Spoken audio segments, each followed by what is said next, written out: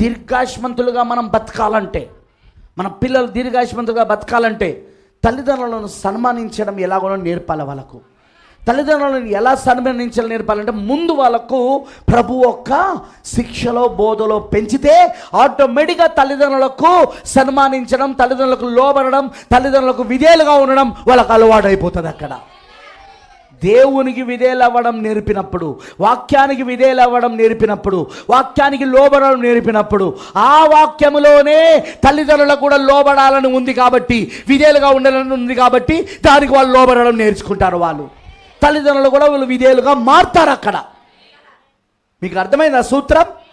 దేవునికి లోబడడం నేర్చుకున్నప్పుడు తల్లిదండ్రులకు లోబడడం నేర్పించడం కాదు, ఇక్కడ దేవునికి లోబడడం నేర్పియాలా, దేవునికి విధేయులుగా ఉండడం నేర్పాలి. ప్రభు ఒక శిక్షలో బోధలో మనం పెంచాలి. అప్పుడు దేవుడు ఎవరు? వాక్యమై ఉన్నాడు. దేవుడు యేసుక్రీస్తు వాక్యమై ఉన్నాడు.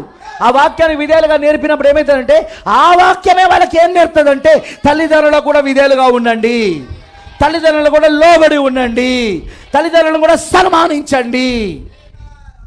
అది వాళ్ళకు దీర్ఘాయుష్మంతులుగా చేస్తుంది. అది